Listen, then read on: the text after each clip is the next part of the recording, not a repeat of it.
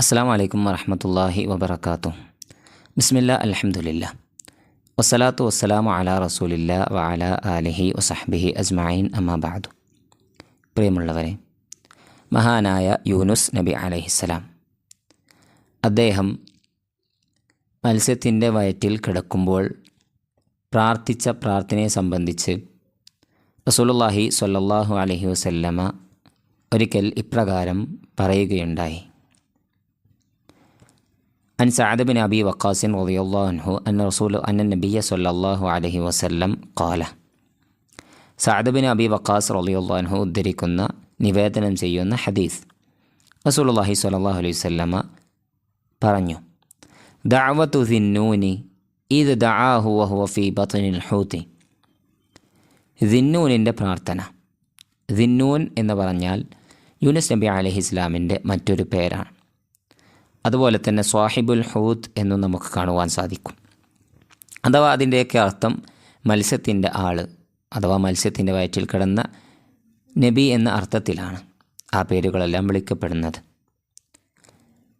അദ്ദേഹം യൂനുസ് നബി അലൈഹിസ്സലാം മത്സ്യത്തിൻ്റെ വയറ്റിൽ കിടക്കുമ്പോൾ പ്രാർത്ഥിച്ച പ്രാർത്ഥന ലാ ഇലാഹ ഇല്ലാ അൻത സുബ്ഹാനക ഇന്നി കുന്തു മിനൽ ളാലിമീൻ.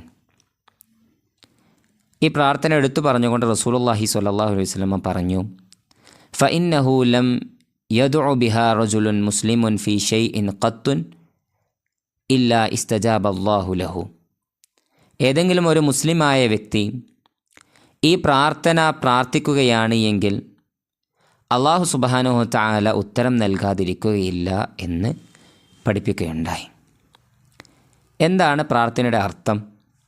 ലാ ഇലാഹ ഇല്ല അൻത, അല്ലാഹു അല്ലാതെ മറ്റൊരാരാധ്യൻ ഇല്ല, ആരാധനക്കർഹനായി മറ്റാരുമില്ല. സുബ്ഹാനക്, അല്ലാഹുവേ നീ പരിശുദ്ധനാണ്. ഇന്നി കുന്തു മിനൽ ളാലിമീൻ, ഞാൻ തീർച്ചയായും അക്രമകാരികളിൽ പെട്ടുപോയിരിക്കുന്നു എന്നാണ്. ഈ പ്രാർത്ഥനയിൽ 3 കാര്യങ്ങൾ ഉൾക്കൊള്ളുന്നുണ്ട്.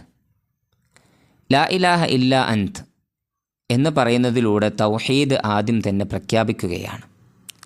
സുബ്ഹാനക് എന്ന് പറയുന്നതിലൂടെ അള്ളാഹുവിനെ തസ്ബീഹുകൾ നടത്തുകയാണ്.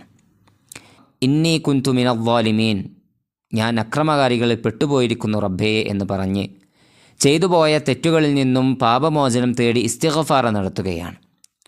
തൗഹീദും തസ്ബീഹും ഇസ്തിഗ്ഫാറും 3ഉം ഒരുമിച്ച പ്രാർത്ഥനയാണ് ഈ പ്രാർത്ഥന.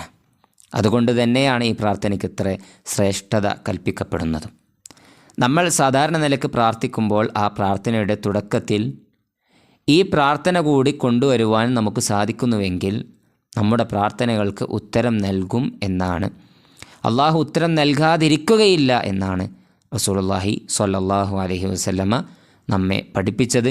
അതുകൊണ്ട് ഈ പ്രാർത്ഥന നമ്മൾ പഠിക്കുകയും ആ അർത്ഥത്തിൽ തന്നെ നമ്മുടെ ജീവിതത്തിൽ നമ്മുടെ പ്രാർത്ഥനകളിൽ ഉൾപ്പെടുത്തുകയും ചെയ്യുക. അല്ലാഹു സുബ്ഹാനഹു വ തആല അനുഗ്രഹിക്കുമാറാകട്ടെ. അസ്സലാമു അലൈക്കും വറഹ്മത്തുള്ളാഹി വബറകാതുഹു.